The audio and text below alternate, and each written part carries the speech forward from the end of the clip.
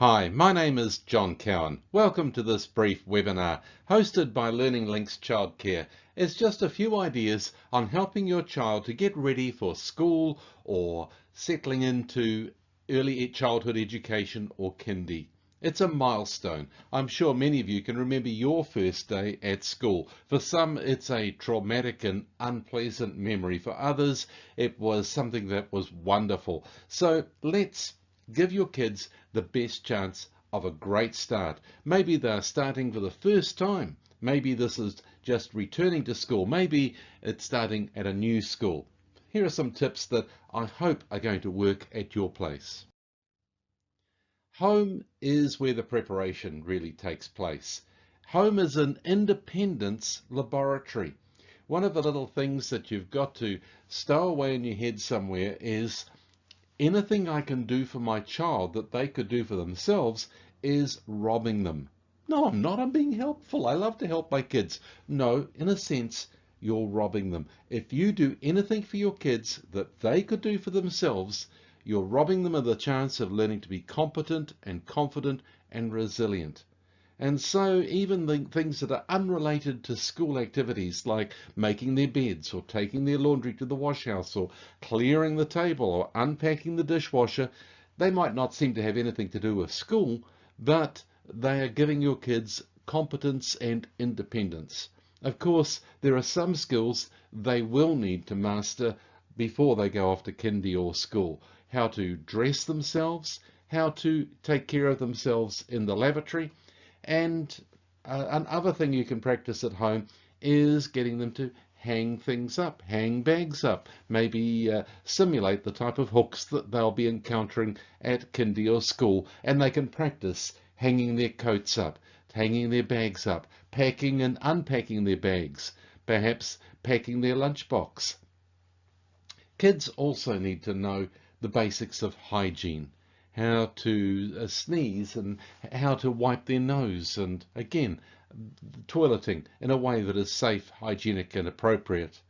And I am a huge fan of chores, not because they're cheap labor, not because you enjoy bossing kids around. They are life skills training courses. And so I may come back to this again and again. It's through getting your kids to do chores that they'll be gaining the skills that will help them cope with school. Okay, I have to confess, I'm a terrible hypocrite. Sometimes I suggest to other people things to do that I've never been able to master myself. But here goes. Here's a bit of hypocrisy from John Cowan.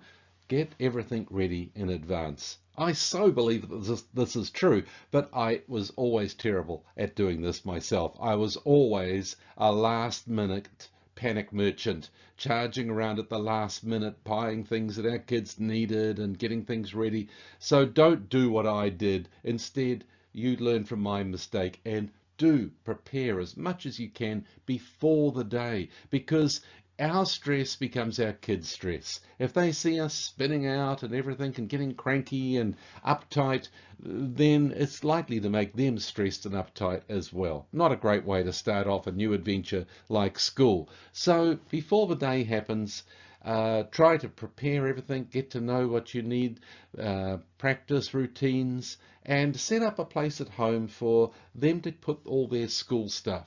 Maybe it's a desk if you think that's appropriate. A place where the school things can go and a place where they can do schoolwork and practice at doing things for school.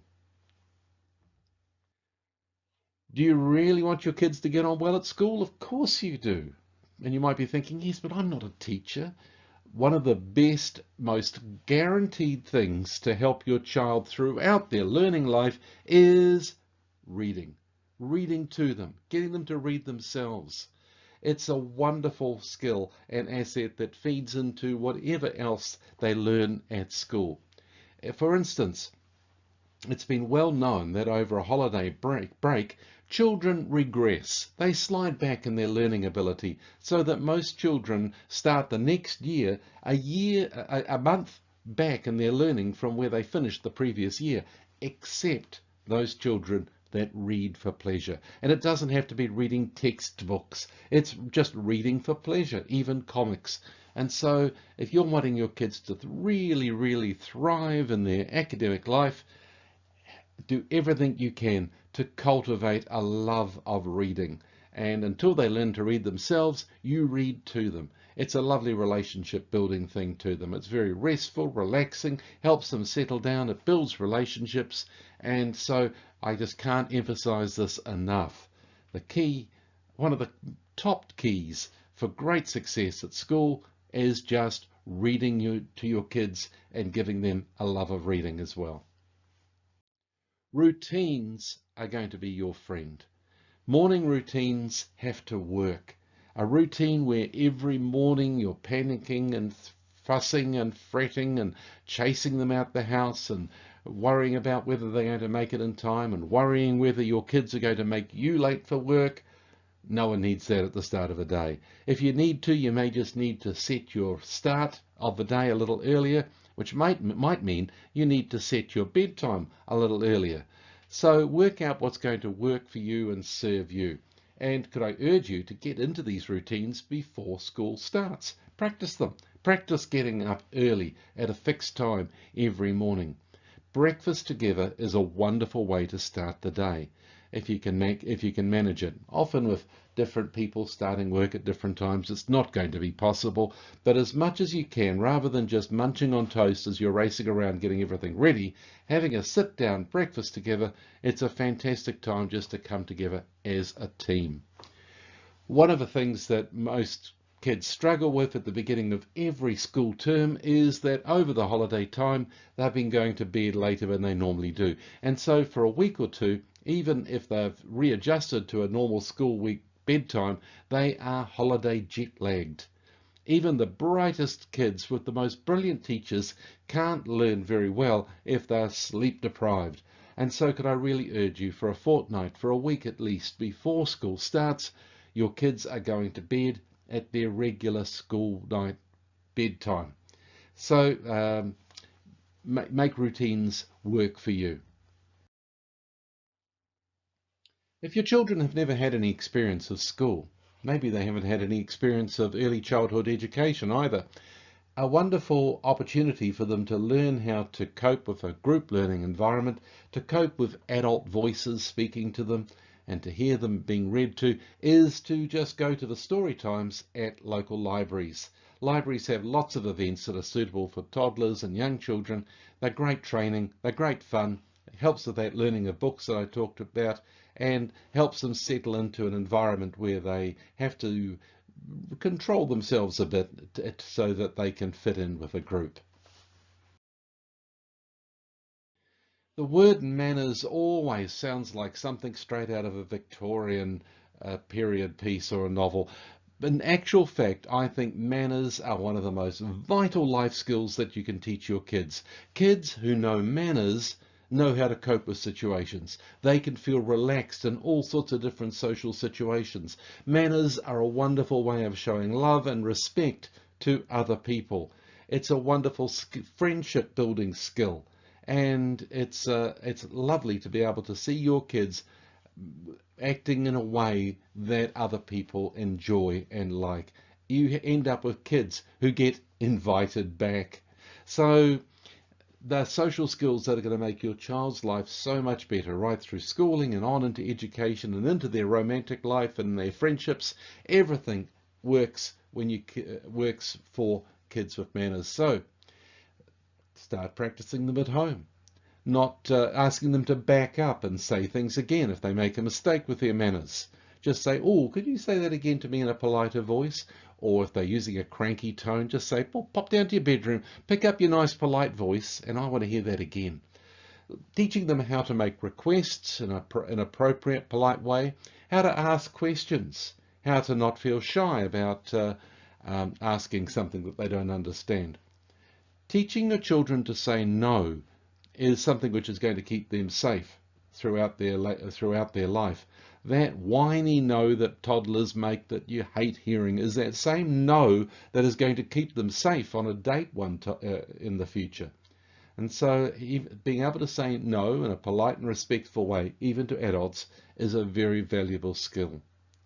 Kids also have to know some of the basics of what's appropriate and what's not. Even at kindergarten age, they need to know about appropriate touching, appropriate dressing, appropriate toileting, even appropriate staring. And so these are things that we can practice at home. I guess they all come under the category of manners, but it gives your kids a battery of skills that will really help them in their early days and right through their school life.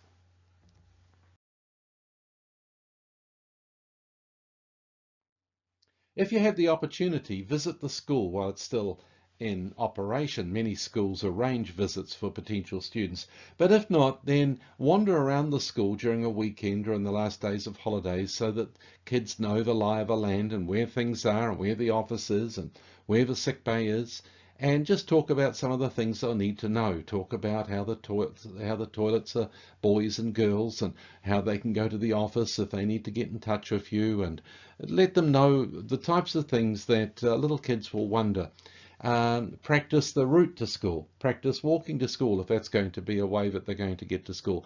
Practice how you're going to say goodbye to them, because big emotional farewells in the classroom, they're not the best start usually for a school day. Let them know that you have your big farewell even before you get out, even before they leave the house, and then just saying, when I let you out of the car, it's just a quick bye bye, and I'll catch you later because I have to concentrate on driving the car. So practice those sorts of farewells. Most schools and institutions have a website, and on that you can usually find things like the teachers' names. You can find out something about the school rules that kids will need to know. The more they know, the more relaxed they're likely to be. Arrange play dates with kids who you know will be your children's classmates in the year coming up. It's so good to have someone that you already know when you're starting off in a new class.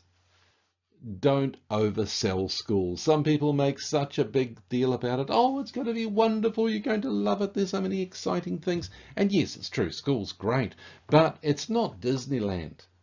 And sometimes I think if we oversell it, kids might start to smell a rat. And also when they realize that, hey, a lot of this is actually being self-controlled and having to do work, they might, they might not trust us. So, let them know that, hey, there'll be times when you have to sit still. There'll be times when you have to listen. There's even times you're going to have to work. Some of it you won't like, but most of it you will. Be realistic. And kids then will approach it more appropriately. One thing to be aware of is that some kids love to terrify other kids with horror stories. And perhaps you might hear older siblings telling them terrible stories about school, about bullies, about things that happen to kids. I can remember being terrified about some of the stories that I heard about, especially starting high school. And so just filter what other kids are saying to your kids, and even what some adults might say. Thank you so much for listening. I wish you all the best with your career as a parent of a school kid. I wish you all the best in your parenting in general. Feel free to contact me. I'd love to get your comments and your questions. Cheers.